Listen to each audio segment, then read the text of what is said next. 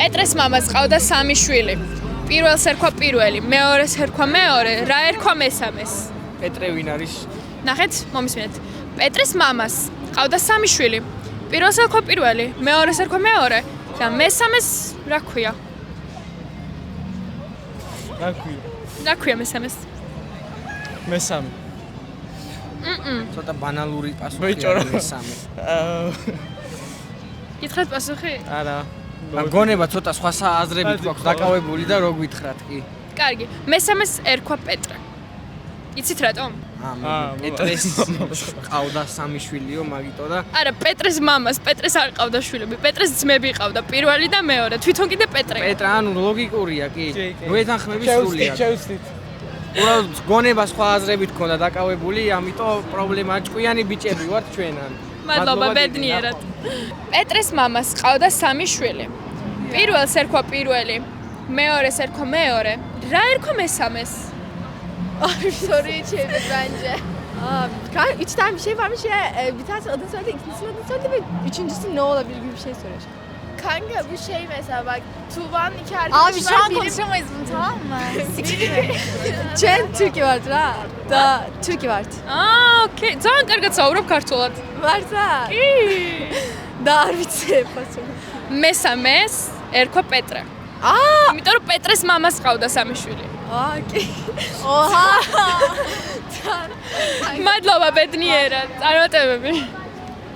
პეტრეს მამას ყავდა 3 შვილი. პირველს ერქვა პირველი, მეორეს ერქვა მეორე. რა ერქვა მესამე შვილს? თავიდან გამიმართო შეიძლება. პეტრეს მამას დიახ. ყავდა 3 შვილი. პირველს ერქვა პირველი, მეორეს ერქვა მეორე. რა ერქვა მესამეს? მესამე არ იქნებოდა ეხა. პეტრეს მამას ყავდა 3 შვილი, პირველი, მეორე და თავიდან კარგად თქვი პეტრეს მამას. ხო, პეტრეს მამას, ანუ პირველი, მეორე და მესამე ერქვა მაგის შვილებს.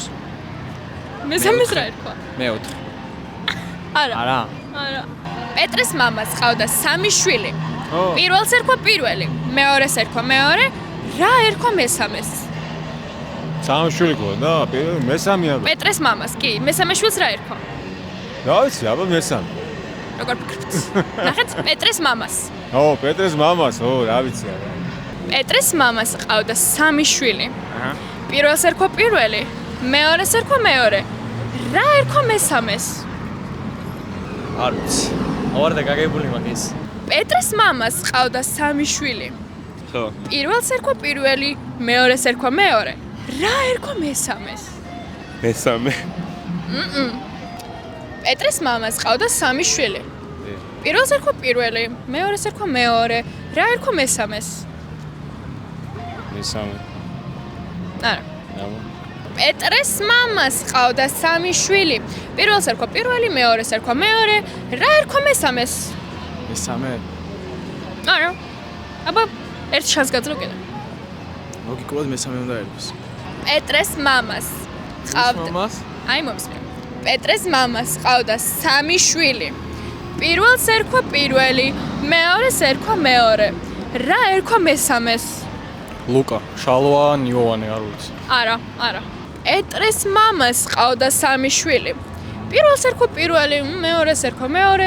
რა ერქვა მესამეს? იოვანე ალბათ რა ვიცი. აბა ცოტა დაფიქრდით, საერთოდ არა ეს ძნელი კითხვა.